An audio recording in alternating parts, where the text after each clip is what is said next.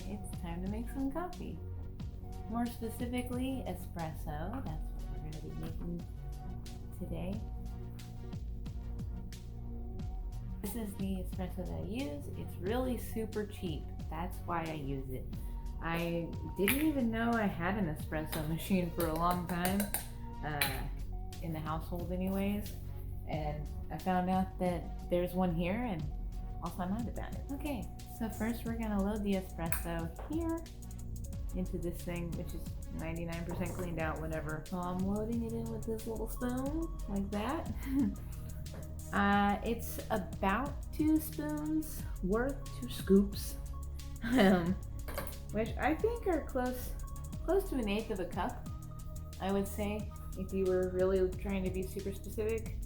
So 2/8, 1/4 cup. There we go. I can do fraction math. Okay, and then I am tamping it down until it is nice and flat, because if you don't tamp it down flat, it won't pour out as evenly. Something to do with the way it builds up pressure in the machine, something like that. And yeah, I was a barista for like 5 years.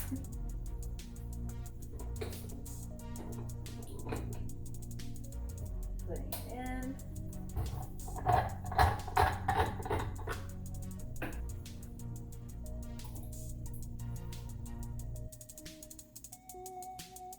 Done it.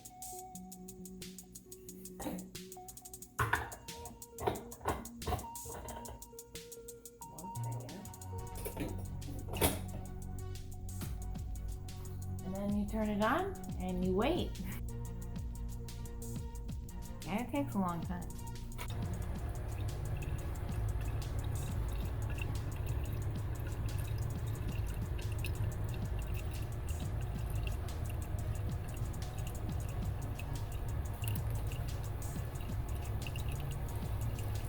Now, since this machine is kind of new to me, I don't want to lie to you guys, I just let it run till it kind of stops running. Typically, you're going to be waiting for this sort of gold foam to be on the top layer there. That's called crema. And the machine is currently producing some of that. But since, I don't know, last time I let it run, it ran all the way to 4.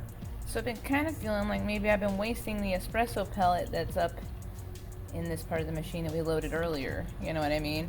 So I've just been kind of letting it run a little bit longer than normal, but when it starts getting real foamy, kind of like it is right now, see that moment? See that foam? Ooh, guys, that's what we want. Look how thick it looks like a fine beer. So when it's doing that, I know it's about done. So I'm gonna switch it from espresso over to milk.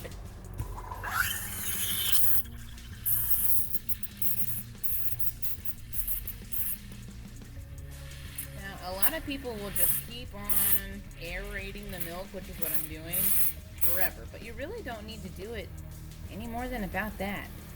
If it's still squealing and crying like a little baby, it needs to be aerated more. But if not, it's done. And usually, you might, I don't know about usually, but you might see people using a thermometer in the milk. But you can also just kind of touch the side of the pitcher to see, is this milk hot or not? Because you should be using a metal pitcher to be doing this. Alright, so we got the milk done. We got this, honestly, too much espresso. That's a little more than I, especially as an epileptic, choose to drink in 1 cup. But you can always save some for later. So we're going to pour that in first. Set aside. And grab our milk. By the way, this is, I think it's almond milk. It's not real milk because I don't drink that, but I can't remember off the top of my head if it's almond or soy. Some people are fancy and they do latte art. I do not. Okay, and these guys are freaking game changers, right? As I just mentioned, I don't really do the dairy thing at all, and I also never really did whipped cream before in my coffee. So today, mostly since it's already open and I don't like to be wasteful, I'm gonna go with the almond milk. And I am giving it a super healthy shake. Okay, here we go. Okay, normally necessarily use that much, but I wanted the fancy spiral. Alright. Then I'm just gonna add, say a little bit. I always try to do a little bit, but not bad. Okay. Kind of a lot, but not bad. And no, I don't add any sweeteners or anything to my coffees, because again, with the epilepsy, you want as little sugar as possible. By the way, these non-dairy whipped creams from Ready Whip are 1 gram for the coconut whip, and under, it says less than a gram for the almond milk version.